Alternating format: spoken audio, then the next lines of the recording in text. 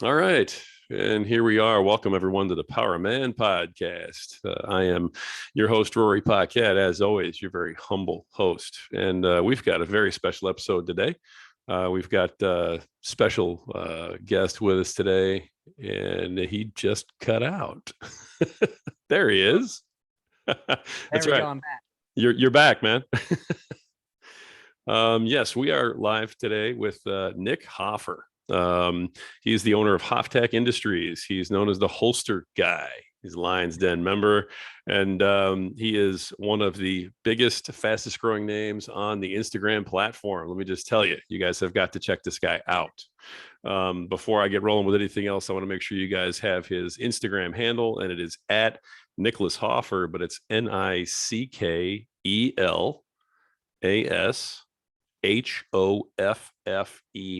and I'll make sure that's in the show notes. Did we get that right, Nick? That's correct. I thank my dad for that every day. Nobody has that handle on any other platform. Right on. Well, hey, welcome to the podcast, man. It's wonderful to have you here. I really appreciate it. And listen, I want to get rolling and just let you kind of tell everybody a little bit about yourself, and then obviously I got some questions for you and some stuff. But if anybody hasn't heard of you for some reason, who's Nick Hoffer? Absolutely. Yeah, it's great to be here. So I am the owner of Hoftac Industries. We are a holster manufacturer. So we do multifacets when it comes to holster manufacturing. We have OEM where we do manufacturing for other companies. We have wholesale. You'll see us in stores all across the country. And we're also on the internet at hoftac.com, as well as we have pioneered handmade Kydex holsters in person while you wait. So we have a single showroom right now, expanding across the country here soon, opening our second location probably within the year, where you can come in, any light, any gun, any combination within an hour, walk out with a holster. So that's kind of my primary business. I also do a daily live series on Instagram called Live Connections. It started out with members of the Lions Den, which is how I connected with you. And we're on about 60 straight weekdays so far. And then I'm also the host of a podcast called Range Minded Podcast, where we talk about the latest news in the firearms industry, as well as we interview other firearms industry experts on what their opinions are with what's going on. That's awesome. I mean, so really, you don't have a lot going on. You got a lot of free time. Well, that's it. That's just the stuff that's related to the holster business that I'm working on. I also am working on real estate investing, and I'm working on helping other business owners grow their businesses through a coaching group. Nice. Very nice. And then you've got something else called Patriot Trays, right? Did I see that? Oh, absolutely. So Patriot Trays is one of the facets of Hoftech Industries. It Okay. is a cleaning tray, parts tray, EDC tray for your keys, wallet, and things like that. It's something that just came natural for what we do. So yeah, I separated that out. I forgot to mention that, but yeah, Patriot Trays is also one of our brands. We also have Tactical Edge and Misconcealed, which are things that are outside of probably what you've seen. Nice. Very nice. Okay. So that's who you are today. That's what you're doing right now. Got it. Um, you weren't, how long have you been doing this? How long have you had the holster business? So I started the holster business January 1st, 2012. 2012. Okay. So That you're was not new to that this. You've was been doing when it for I a while. started. I probably was doing it for a few months before that, but I knew instantly that it was going to be a business. So it never really started as a hobby. It actually Right. started as a business. Nice. Very nice. I've seen everything you just mentioned. I've seen some of that in a lot of your Instagram stuff. So, like I knew about your real estate investing because I heard you talking to somebody about that too. Your wife's a realtor, right? Correct. Yeah. How long have you been married? So we're actually not married. Oh, okay. Sorry. Hopefully we're going to get engaged, but we've talked about it a lot. We're actually moving in together for the second time today. So that's what I'm doing after this. All right. Well, congratulations. Yeah, Yeah, it's an interesting thing, but yeah, we've been together for off and on for the last 6 years. So that's awesome. That's great. Okay. I mean, hey, 5, 6 years together, you guys are doing something right. yeah, I should probably get married. It sounds really bad saying we've been together for 6 years. We all, especially on this podcast, we try and stay away from that should word. You know what I mean? I mean, you got to live the life you got to live, brother. Yeah, Do whatever you got absolutely. to do. Okay. The reason that I asked you to when you had started it because I heard you in one of your lives talking to somebody. I'm trying to place who it was, but I remember you talking about how you were originally actually going to be a firefighter. Yeah, so I've owned two businesses before this one. I thought that I was going to be actually in the restaurant industry. I got pulled into a couple of other things, and I couldn't decide what I wanted to do. And I took some time off and took a job at a gun manufacturer. No experience, actually no interest in firearms back then. Hmm, And while I was doing that, I was trying to figure out what I wanted to do as a career path. And as a child, obviously, all of us either wanted to be a policeman or a firefighter. sure. Uh, my stepdad growing up was a volunteer firefighter. Uh, I remember vividly watching 9/11 on TV Hmm, with him before I went to yeah. school.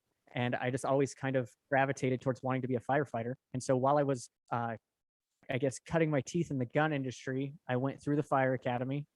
I got hired as a volunteer and then got hired twice as a full time firefighter before I decided that wasn't what I wanted to do. I wanted to become a full time holster maker, which was a crazy decision. So you pick up an interest in the firearms. Okay. How do you go from being interested in firearms to being interested in the holster part of it? I mean, that's a very unique, kind of niche, seems like to me, especially. So I'm curious what the story is there. How do you get into holsters? Yeah, so it's a lot more common nowadays than it was 10, 11 years ago. 10 years ago, 12 years ago, when I got started in this, there was probably, I would say, two major Kydex holster makers in the country Okay. and a lot of smaller guys, but two major guys. And what happened was I worked for a gun manufacturer and I was in sales and manufacturing. So I would go to all of the like trade shows on the sales side. And then when I would get back, I would work in the assembly department, putting everything that we sold together. There was probably only 20 of us in the whole company, but it's a pretty big company. It's called Tactical Solutions, leader in the rimfire side of gun industry. But uh, I ended up meeting a ton of people within the firearms industry, and some of those being holster manufacturers, guys that made leather holsters. One of which was a guy that worked over at a company called Blade Tech, which is not too far from me. Uh, they started in '99 making Kydex knife sheaths and just built it into a huge empire. I got the opportunity to tour their facility on a trip that I was on, and I was like, man, this is really cool. It's very primitive compared to what we're doing in our machine shop, but it interested me, and I've always had an entrepreneur mindset as growing up and everything like that. But it didn't really come to me that I was going to do holsters until I bought a pistol that came with a holster that someone had made in their garage. And I looked at it and I was like, the guy said, he goes, yeah, I bought this from my neighbor and he made the holster while I was at his house. And the guy worked for, his name was Brad. Brad Eisner, shout out to you. He actually really helped me start this business. And he goes, yeah, my neighbor made it. I watched him do it. And I go, no way. Like, no, he didn't. This is just like the stuff I saw when I was up in Washington at the other company. He's like, no, man, he made it while I waited. And I watched him. He sold me the gun and he made this holster. And I was like, okay. So I start looking it up on Google and I found one video, which that video can be attributed probably to 10 companies that are multi-million-dollar companies that I know for sure. And that's kind of how it started. And I watched the video. I reached out to one of the companies that got shouted out in the video because I knew who they were. Mhm. I said, hey, I'll trade you guys some product if you give me your starter kit that you just came out with. And Shane over at Index was like, sure, dude. And so I sent him some product from our company, and he sent me 3 starter kits.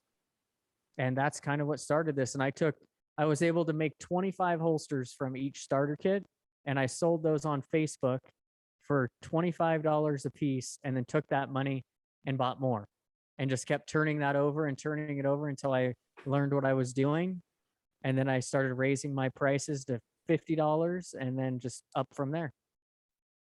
Wow. I mean, literally, just built this up from your bootstraps. I mean, this is grassroots as it gets right here. Well, I've told people this. It started from that one trade that cost me, I think, $400 worth of product, and a Christmas bonus that my ex-wife didn't know that I got. It was $400. I took that $400 in cash, and I went to Harbor Freight and Craigslist. I bought a drill press, a belt sander, a heat gun, and I stole a convection oven from my cousin, who was my roommate, that was in my garage. That's awesome. Now that's a story I've not heard yet. Okay. From you. That's great. So look, hey, you literally just started this all I mean with nothing. I mean, just your ingenuity, your wits, you just said, "Hey, I'm going to do this." Yeah, so it's funny. It started in my garage on one workbench, probably 4 feet of one workbench. It grew to a quarter of my garage, half my garage, 3/4 of my garage, to where I kicked my wife out of parking in the garage, to the point where people, while I would be at work, I would have 2 or 3 people waiting outside the house to pick things up from me. And my ex-wife was like, okay, this has to stop. Like, I can't come home and have people I don't know sitting in the garage waiting for you to get home. Like, you got to go somewhere else. I mean, I guess I can see that particular point. I mean, you are making money, but yeah, there is a point where it gets to be a little uncomfortable, I'd imagine. Well, the problem for her was that, yeah, I was making money, but she wasn't seeing any of that money, because it was 100% rolling back into buying more and more stuff. So I Nice. just, for the first year and a half, I didn't take any money out of it. I rolled it all right back into it until I started doing, and then I had a background in OEM manufacturing and wholesaling with my current job. Like, the stuff that we did was all wholesale. We would sell to Cabela's and gun stores and Bass Pro Shop, Shields, any big gun store that you see around the country. We were selling product to, and I was going to shows and meeting those guys. So when I looked around and saw other people starting to do what I was doing, I said, well, they don't have the ability to sell to these gun stores like I do. I've already met these guys. I already know what I'm doing. So I started selling to all of the local gun stores right away. And I would do some custom work, but I got really wrapped up for the first 5 or 6 years in selling to stores. Nice. Okay. Now, while you were pouring all your money back into the business, you had a full-time gig going, right? Yeah, I had a full-time job, and I was in the fire academy. So the fire academy was in the evenings. So I would go to work at 6, 7 o'clock in the morning. I would get off work around 3, and I would start the fire academy from 5 to 8 p.m. So I was working this all around that on the weekends. And so, needless to say, my wife was not happy when I told her I decided I wasn't going to be a firefighter, because we had poured a lot of time into that. Okay. What what made you make that decision? I mean, obviously you had some passion for being a firefighter, or you wouldn't have started it. I mean, that's something you don't get into for the money or something. I mean, you've got to really want to do that. What made you decide to give that up and go the other direction? Just curious. Yeah, absolutely. So I don't know if you saw my live that I did with Griffin from Stash Salt. He was a firefighter as well, and we kind of talked about most firefighters go into it for the passion of being a firefighter.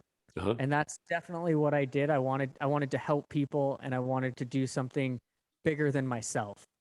But there's a lot of politics that goes into being a firefighter and a first responder. I mean, I think it's probably the same with law enforcement, but there's a lot of politics, and firefighting specifically, there's a lot of locker room politics. Ouch. So I was not going into being a firefighter when I was in my like early 20s. I was probably 27, 28 when I started, and I had a full-time job. I would show up, I would do all of my stuff, and then I would have to do the whole locker room politics thing where there was a lot of uh yeah, you're the new guy, so you get to do the dishes type stuff. And so that was not really appealing to me. But at the same time, I recognized no matter who you talk to who's a firefighter, they have another job. So we work 48-hour shifts or 24-hour shifts a week. But then what do we do with the rest of the time? Because it's not a job where you're making $20,000 a month. You might be making $7,000 a month, which is not a little money, but it's definitely, you have a lot of time to fill. And so everybody I knew had a second job. They had a business, they had something going on. And I definitely didn't plan on staying at my current job full time. So if I was going to start a business and I was going to take it seriously, it wasn't something I wanted to do on the side. And so I figured, the reason I got to started to be a firefighter was because I wanted to help people. I don't have to be a firefighter to do that. And so when I started, like at the beginning, I was helping people find holsters that they couldn't find on the open market. And then I was helping to get people into shooting because I was sponsoring competitive shooting. And then I came up with my mission, which was to get as many people into shooting as possible, which was really generic back then. And now I've kind of turned that into, I want to help as many people carry a firearm that have never carried a firearm before. And the only way I could do that was to focus all of my time on that. And I knew that I could make as much, if not 10 times more money doing that than being a firefighter. And if you've ever listened to successful people talk, they'd say, you can't help anybody until you can help yourself. And you can't help yourself until you have enough money to help yourself. Right. First, excuse me. I know it's like first you have to make it and then you can make a difference type of thing, right? Yeah. And so I had been around a lot of great mentors before I was a firefighter. One big mentor got me into firefighting, who was a firefighter, Bob Ferris. And I kind of looked at it and I was like, I think I pushed becoming a firefighter because I looked up to him so much in his life. And I was like, I can help as many people, if not more than he did, by going out and doing something different. So I had been hired part-time by a local fire department, and I had been testing all over the country and gotten hired, ironically now in Arizona, to be a full-time firefighter. And when I was talking to my wife about moving, I sat down and I talked to her about it and I said, I don't know if I actually want to do this. I think I have something else that I want to do. And she's like, that shit that you're doing in the garage? And I was like, yeah, I think that I can do that and make more money and be more fulfilled by doing that. That was the comment. That was your reply. Yeah.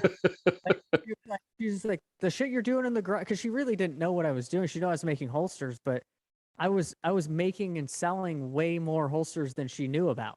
Because I would pay for things, but I wasn't putting money into our checking account because I was just taking all of that money and I was putting it right back into buying more stuff. And I told her, I was like, we have stuff in 14 stores. We probably make 300-400 holsters a month. And she was like,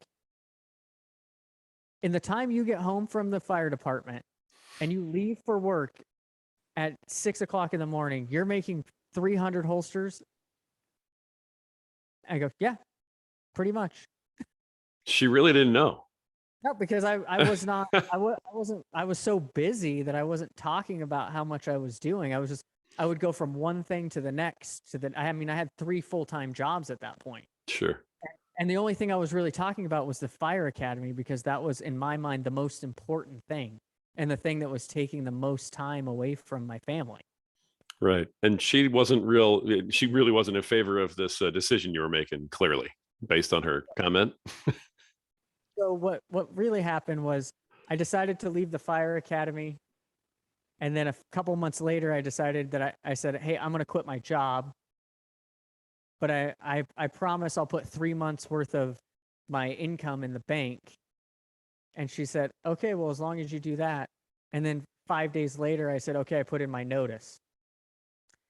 And she said, well, I thought you said you were going to put in 3 months worth of it. I said, yeah, I just did a deal for $9,000. There you go.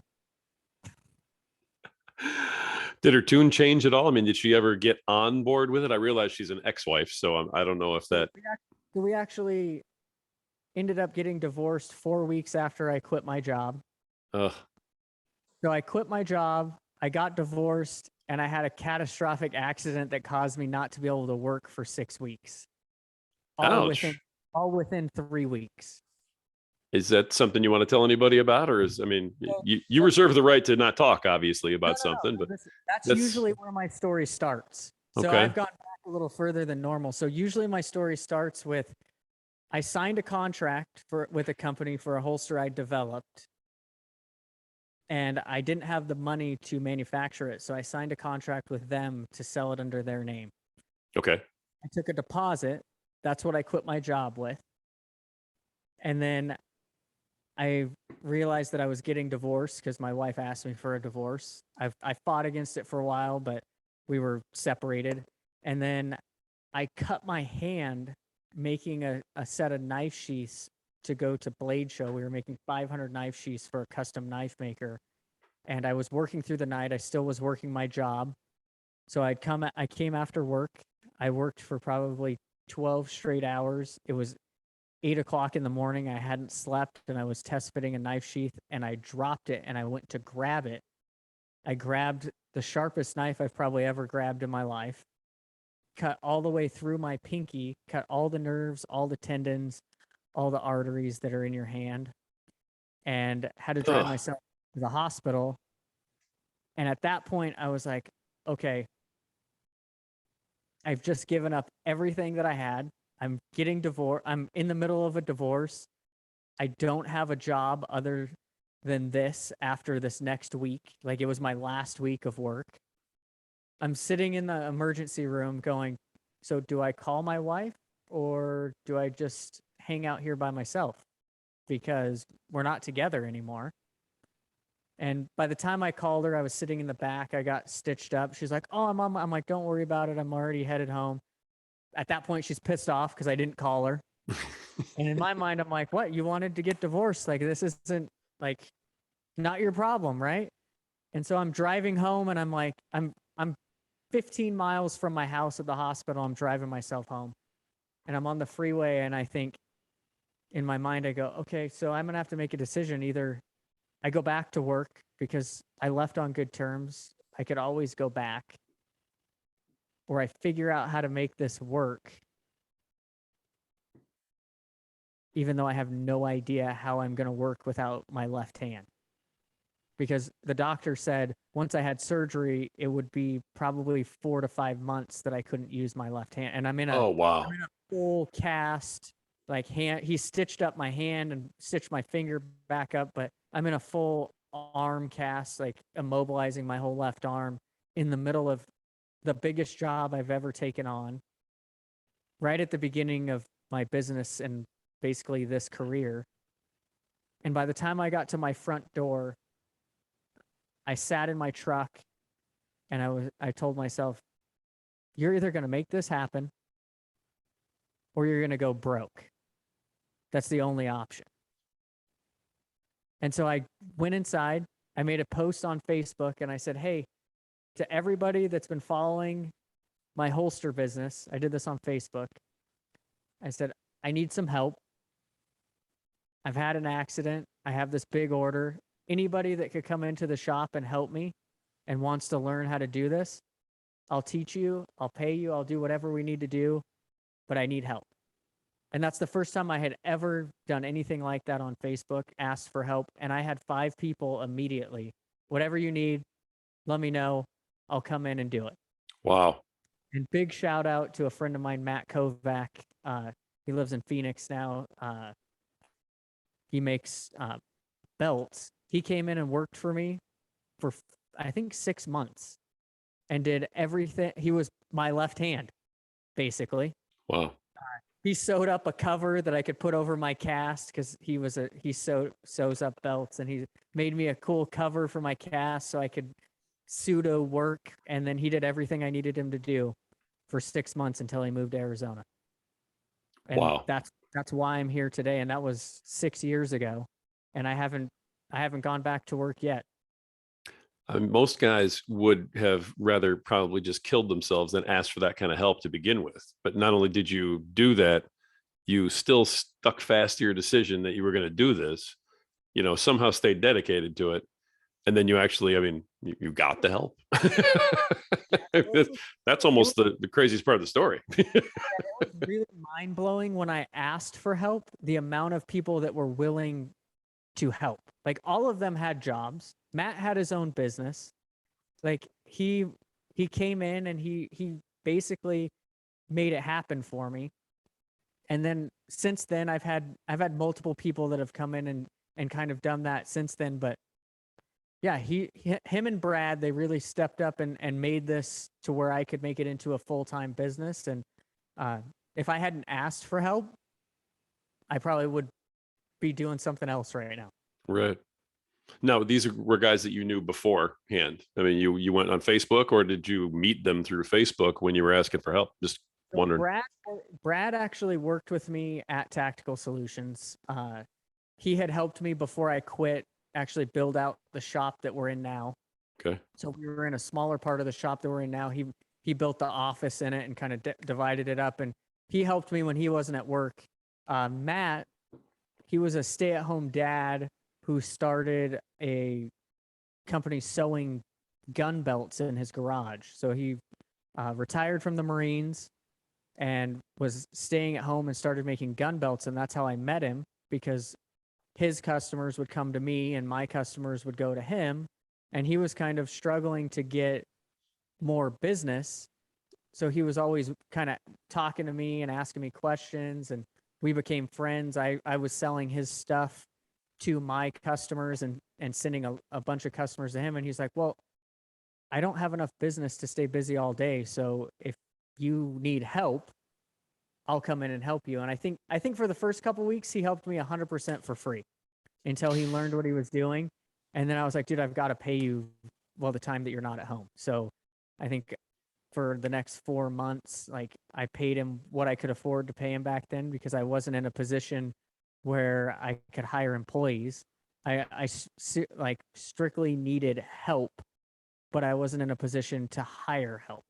Right. If that makes sense. Yeah, absolutely. I mean, that says a hell of a lot about you, brother. I got to be honest. I mean, you got these people lining up to help you out for no pay. You must be quite a guy. I mean, I try my best to do the same thing for other people. I think it was just really hard for me to ask others to do that for me. Yeah, I think that's one of the biggest problems that guys in general have, period, is ever asking for help when they feel like they're totally broken. And then here you are actually totally broken and not able to do what you have to do. You know what I mean? And somehow it's just funny the way God and the world work, man. It really is.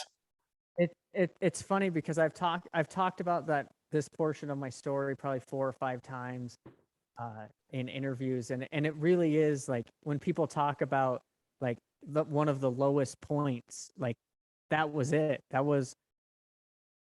I never believed in divorce. Growing up, my mom was married and divorced 6 times. Like I thought I would never get married. Mm. I dated my wife for 5 years before we got married, kind of like where I am now. And but then we ended up getting divorced, so it was a super low point in my life. I left what I thought was the best career in the world, which was becoming a firefighter, to do what I'm doing now. And then I had my accident and I was like, great, it's all over. Like I sat in the emergency room and I was like, great, it's over. I can't work now. Like, what am I going to do? I'm going to have to go back to work. And now I've given up being a firefighter. I've walked away from my marriage. Like, what do I do now? And that was one of the, like, in that truck on that drive home was either you stand up now and you push forward or you give up. And since then, there's been several times where I've sat in this shop and I've gone, I have no idea what I'm doing, but I'm sure as hell not going to give up. Right on. Those are huge words, brother. I mean, huge, gigantic words to be living by with everything you've been through. That's amazing. You know, I knew you had an awesome story. I just could tell. You know what I mean? I didn't know any of this stuff about you ahead of time. I did I? I obviously need to tell my story more. It's funny. So you watched the lives, and that's kind of how we connected. I had Connor Skeen on from Cedar Creek Wealth, and in that interview, I talked about he used to have a podcast called Forge Your Potential, and that was the very first podcast and interview I ever did. And that's when I talked about the middle of the story that we started on. Uh-huh. And I was so scared to do that podcast. I told him no probably 5 times. And I had been working with Sean before this or before that, and he was episode, so it was episode 33 that I was supposed to be on Forge Your Potential, and they got Sean Whalen to do episode 33 because I turned him down. I was on episode 34. Wow. You followed Sean? I said, I called Dustin and Connor and I said, hey, is there any way I can change my mind? Like, is there any way I can come on? Because I was like, you know, I pay Sean to give me advice and he's on that podcast. I should probably get my ass over there, especially since they asked me first. Right. And I said, like, who the hell am I to say no to something that somebody that I'm asking to tell me what to do says yes to? Right, exactly. My coach just did this. Obviously, it's a good idea. Yeah, 100%. No kidding. Now, you've been in the den for a while, right? So I actually didn't join the den until I can't remember if it was October 2020, I think is when I joined. So it hasn't been all that long. So I've been around the den. I've been in and out, but I've only been a member since October, I believe, of 2020. I see. Okay.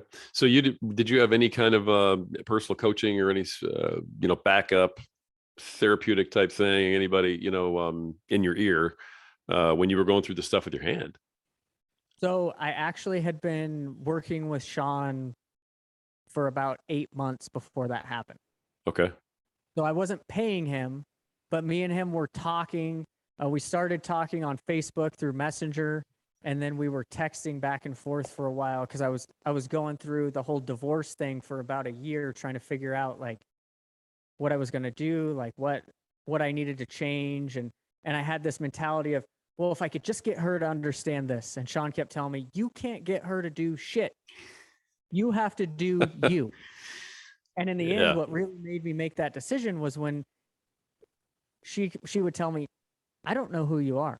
All this shit you're posting on Facebook, this motivational shit, this change, like this business stuff, I don't know who that is. Yeah. I was like, okay. And so I had asked Sean about it, and he's like, well, you have to make a choice. Like, if you can't make her be anyone other than she wants to be, and if that's not who you want to be, then you have to like let her make her decision.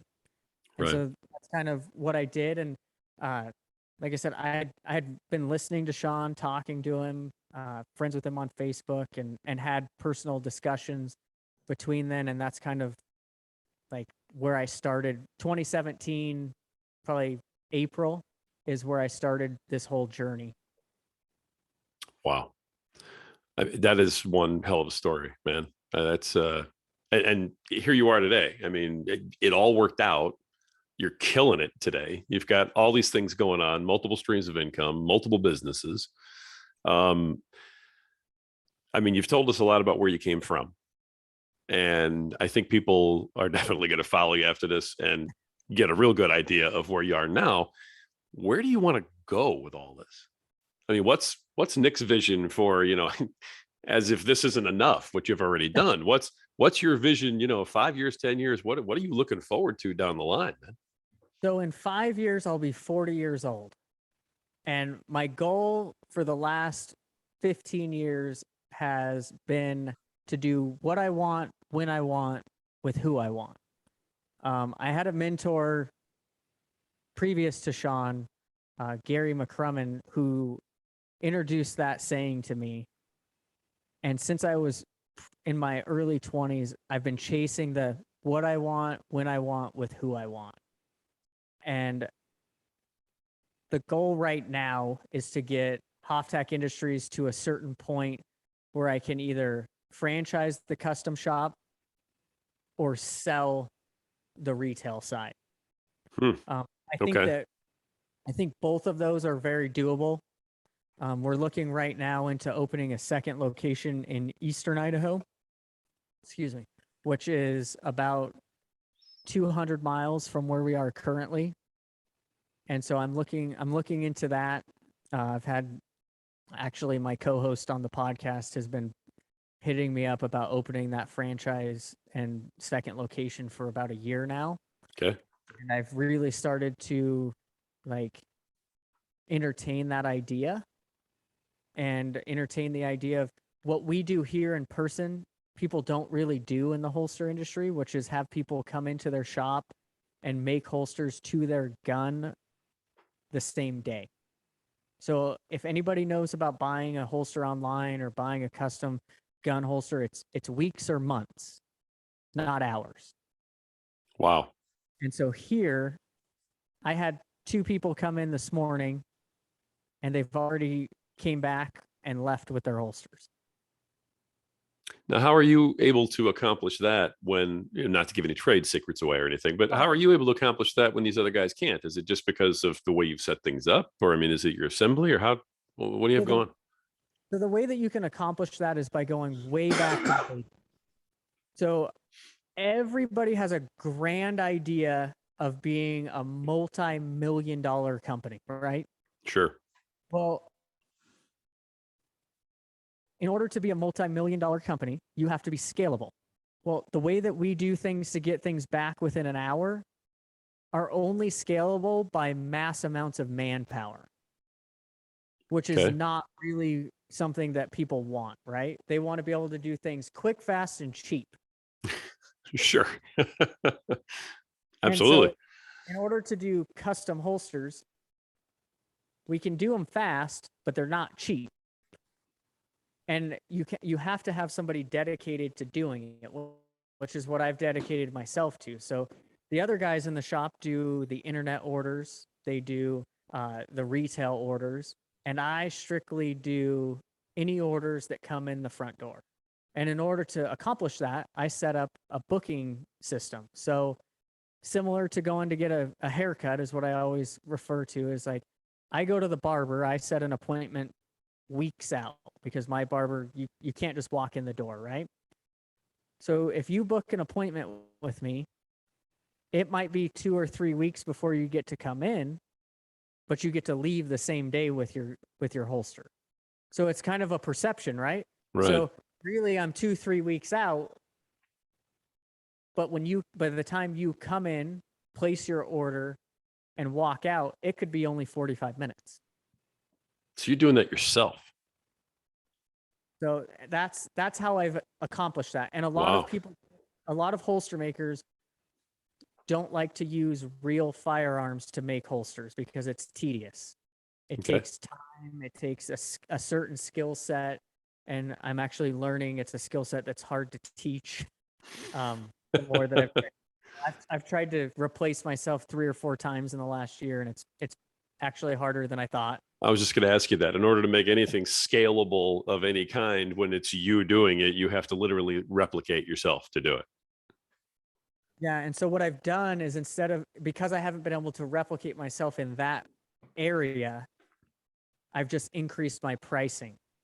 Hmm. So I've basically said, okay, well, I can't find anyone else that can do this, and then I've struggled to teach. So if you want a holster within 45 minutes, it's $125 instead of going online and buying one for 50 and waiting 3 or 4 weeks. If you come here and work with me, I have unlimited options and you can have it in an hour. That's pretty reasonable for that kind of service and for a custom made job.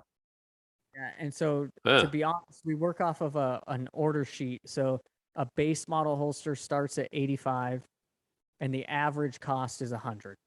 But we Hmm. have some, like, I think I posted one that had a "We the People" print on it, and it had all the options. It was like $150. That That was a nice guy looking one. Yeah.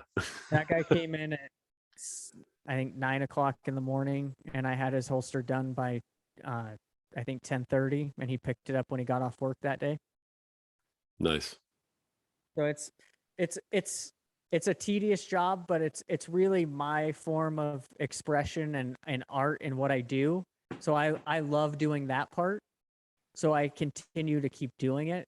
The mass production. So like we just launched a new holster called the Omni Carry, and that one will sell thousands and thousands of them over the next year at between $60 and $80 a piece. But it's not as personal to me as when people come in and I get to talk to them about, hey, how long you've been carrying a gun? What position do you carry in? Are you new to carrying? Whose class are you taking? Or an instructor sends them in and says, hey, go see Nick. He knows exactly what you need. Like that's something locally that I've built that I enjoy. So Yeah. I'll continue to do that for the next couple of years until we scale the Omni Carry side. And then I'm not sure what I'll do. I might sell that product. I've already sold it once under a different name. That was the product I mentioned early on that I signed that contract on. That was like Right. Gen 1 of that. We did a 5-year contract. We sold 65,000 units. And once my contract was up, I gave them that design in order to launch the Omni Carry. So we'll do that. We put one video on TikTok on Sunday, and we sold 100 holsters in 72 hours. So Nice. that put us, I think, 60 holsters on back order. But it's been a cool experience to see how people have responded to that as well as the custom shop. That's awesome. Is TikTok the next place you're moving? I know that you're very heavy into Instagram right now, just in terms of a marketing standpoint. Are you going to be heading over that direction? So what's difficult is that social media hates my industry. Oh yeah. I would, I would and I don't say this lightly, but I would be better off being in the porn industry than the gun industry. Like I could Yeah, you post probably would. I could post I can't even talk. Pictures of myself on TikTok and Instagram easier than I can post a fake firearm on either of those. Right. So an interesting fact is that I've never run paid advertising for my company ever. I've been blocked on Google and Facebook from running paid advertising. I'm on my 6th TikTok account. Just because it's not even a firearm. I mean, it holds a Yeah, firearm. it's because we violate their guidelines, even though it specifically says in their guidelines that what we produce is okay. But when you put the hard thing is you have to demonstrate to people what you're making, right? So I can, especially with that product, I can tell people, hey, it fits X, Y, Z, A, B, C, D, Y. But until I can show them that it Right. actually fits, they don't comprehend it. So Right. if I take a fake gun, I guess we can say that here. We're not on TikTok. I forget I Yeah. can't. So if I take a fake gun or a training gun and I put it into the holster, they just assume it's real. And then they ban me, they block me, and there's, as everyone knows, like trying to reach somebody who works at one of these platforms is impossible. Yeah, for sure.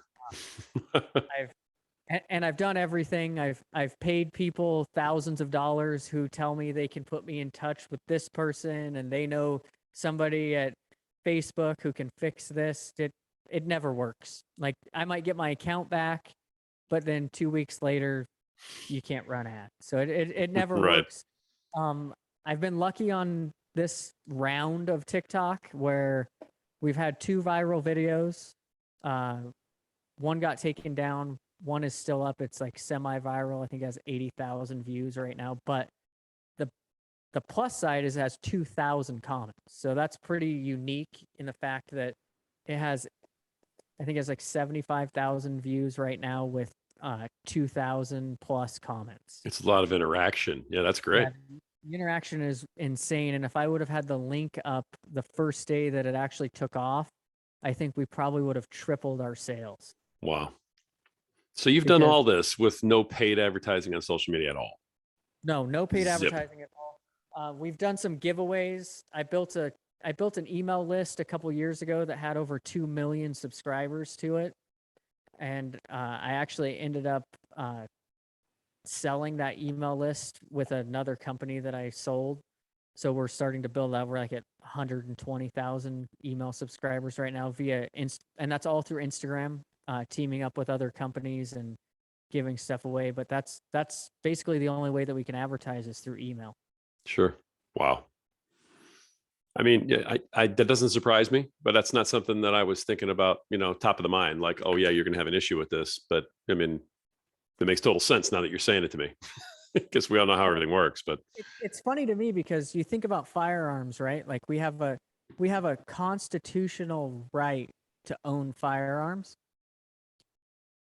but we can't advertise the sale of firearms. right. But we can advertise the sale of alcohol. We can advertise the sale of lottery tickets. All things, and cigarettes. We can advertise the sale of all things that have been proven to be addictive, dangerous, and deadly. Right. But yet none of those are a constitutional God-given right to the citizens of the United States. It's crazy. Absolutely crazy. But if I wanted to run an ad for a firearm or a firearms accessory, I can only do that in 2 places, and that would be like the outdoor channel. Well, I mean, you've managed to get around all that, and here you are. I have become an expert at workarounds for sure. Right on. In your line of work, I would imagine you'd have to be. Listen, I appreciate you taking all this time and doing such a deep dive and letting everybody kind of see who Nick Hoffer really is. You know what I mean? Because there's always the Instagram person, then there's the salesperson who's selling the product, and you're also a coach and a student and everything else, but you're also a man, and you've been through a lot. And a lot of what my listeners listen to is guys telling real stories. And it's kind of how I started, was just saying, hey, this is my story, this is what I've been through, I understand. A lot of guys have reached out to me and said, hey, I appreciate you sharing that. Here's what happened to me. And so every time a guy hears somebody like you, who's really successful, who's really public, say, I asked for help, yeah, and this is what happened. Nick, that's so incredibly powerful, man. I can't thank you enough. And I had no idea you were going to go there. Well, you know what I mean? Just to touch on that for just a second, like please. It doesn't feel sometimes natural to ask for help, but if you think about it, when we go through, people are always asking us for help.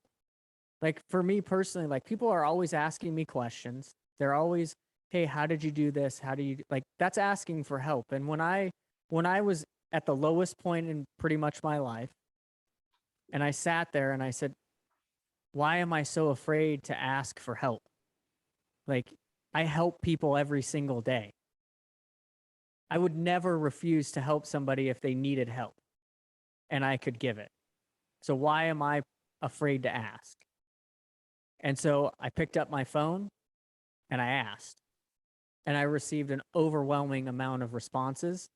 And I think that, like, if you're afraid to ask for help, you have to really look inside and ask yourself, like, why are you afraid to ask for help?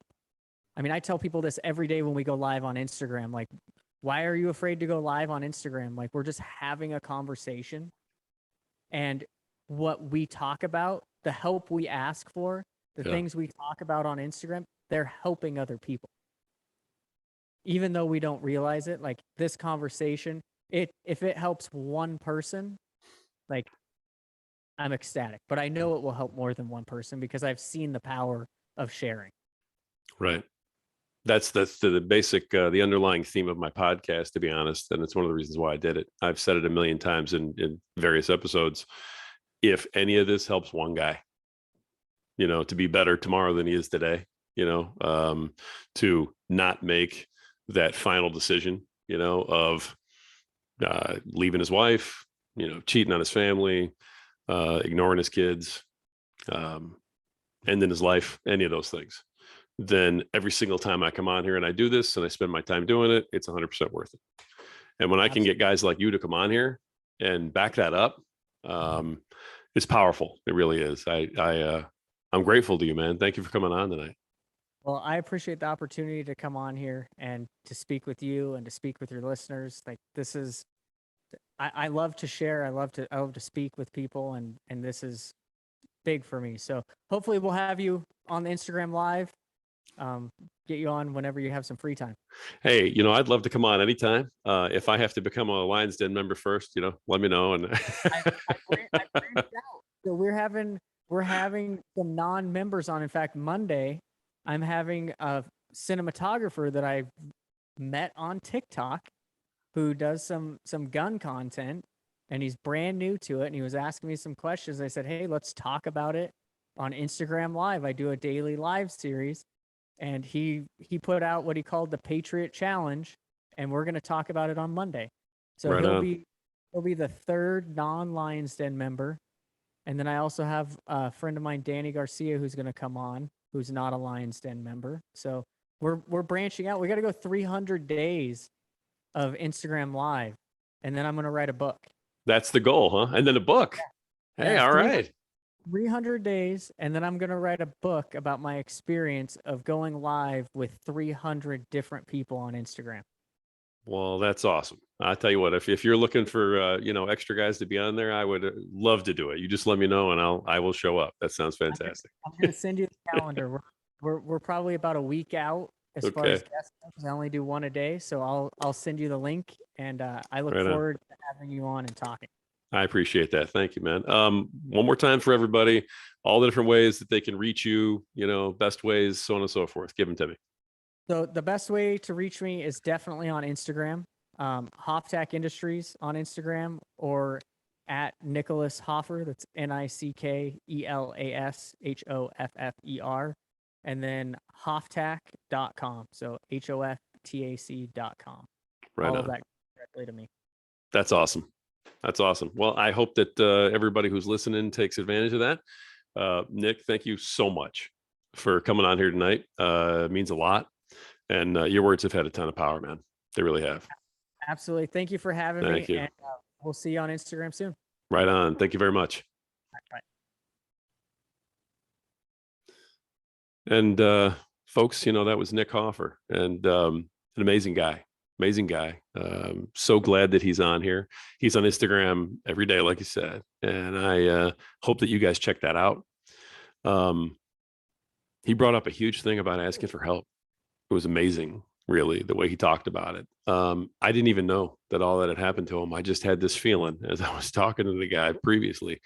And, he's a special guy who wants to help everybody that he comes in contact with. So I hope that you will check him out. I hope that you'll check out his accounts, and hey, if you're looking for a holster for one of your firearms, he's definitely the guy to go see. So all of this, asking for help, working on you, trying to be better tomorrow than you are today. You need to always remember that you're worth it, folks. Always remember that you're worth it. You just got to believe it. Until next time.